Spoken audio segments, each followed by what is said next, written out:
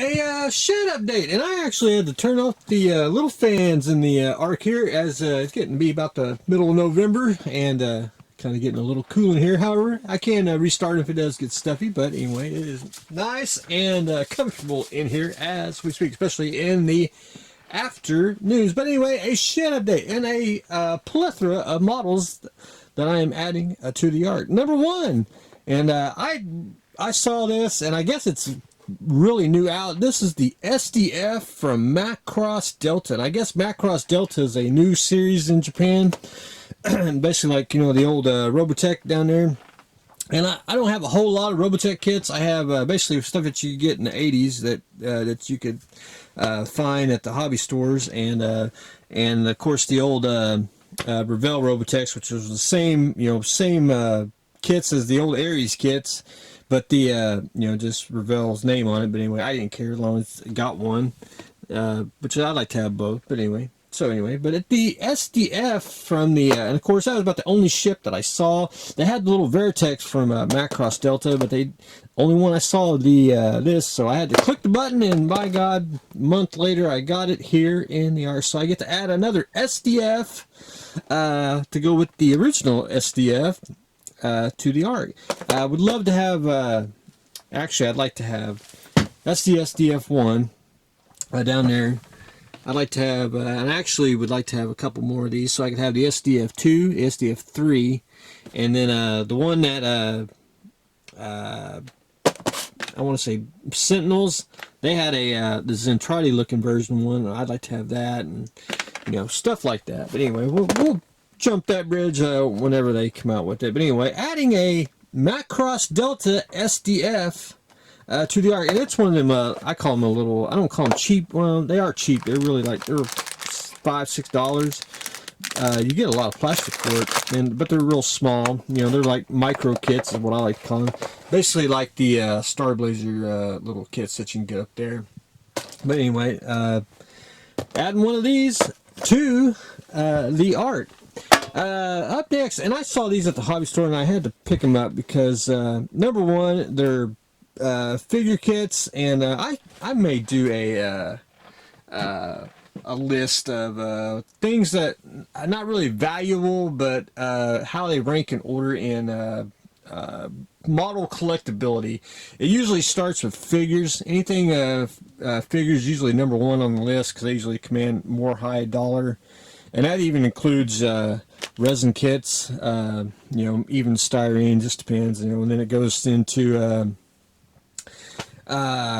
science fiction, and I basically have to group it together. But I may do a list of that, show you how, tell you how the, figure kits, then it goes to science fiction, and then tanks, planes, cars, how they kind of, 1 month, certain planes are expensive, another, it goes down. It's almost like a stock market. But anyway, we'll do that some other time. But anyway, the two Bandai kits here. This was number one, number two from, I guess, Gundam Seed, but these are my first figure rise bust. I have no idea what these are or who the characters are. I've seen a little bit of Gundam Seed, but not a whole lot, so bear with me. I don't even really remember who or what they are, but anyway, I wanted them because they're figure rise bust, which I don't have at all, but they do have they are bust kits. But anyway, I guess I know Japan Bandai does the multi sprue coloring that gives you the effect that you want, and you can just put it together and you basically have a seamless model. But anyway, one of these for the bust part of it and for the actual character. But the more I keep looking at these, I'm going to pop one open in a day or two, and I want to see if you can actually use these and convert them and use these as other, make different characters or a different, a bust of someone else, totally different, just having a base to work off of. But that's but I got this guy, Kira Yamato, and Athrin Zala. And while I was looking for the Macross Macross Delta, they actually had a female one of these, which is one I want now, which I'm trying to find. I'll try to find it so I can have the Macross Delta female bust in the art. But anyway, these look pretty slick. I mean, they just, I think they're just an oddity. You don't really see a lot of, well, you do see some busts, but it's more military. You hardly ever see the, in basically science fiction to speak of. But anyway, adding the Figure Rise bust from Bandai to the art. And I dropped something. I don't know what I dropped.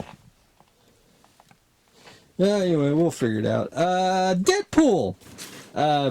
You can get this online. You can get this at a hobby store, and it's also available at Toys R Us. I did see it there, so that's a fantastic kit. The box is huge too. I mean, it's you get a lot of plastic for $30. It's well worth it, and it's a unique subject because it is Deadpool, and you could basically almost not make Deadpool. You can make probably any other character because it's just basic enough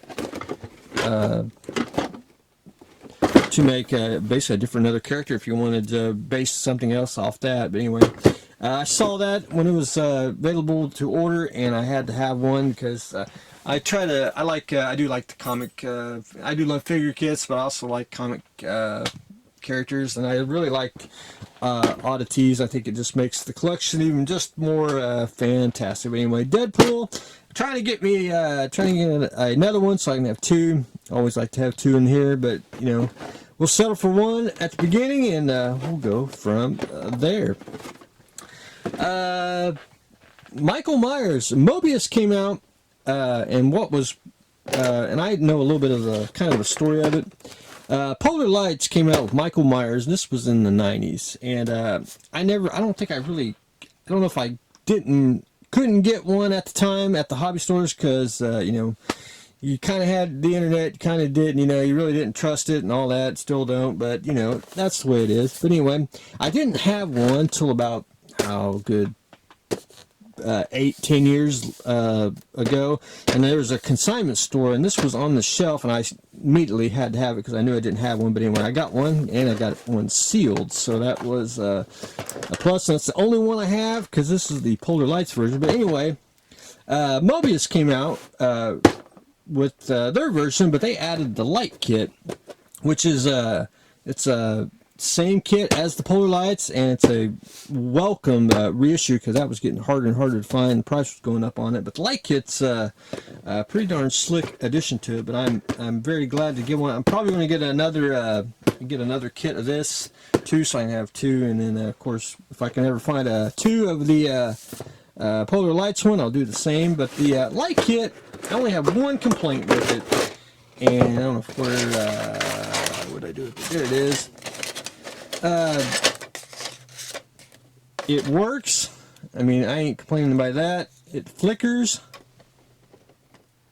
My only complaint is the button batteries. I'm just not a big... I don't know if you can actually take these out. I assume you can pop it off and replace them. Is what I think you can do, but I haven't got that far yet. And I'll probably jump that bridge. If it didn't work, I probably would pull it apart. But right now it does, so it's probably got lots of juice in it, so we're not going to worry about it. I just would prefer a simple 9-volt or a AA, AAA, something like that. That way you could always just pop the battery out when and if you need so. But anyway,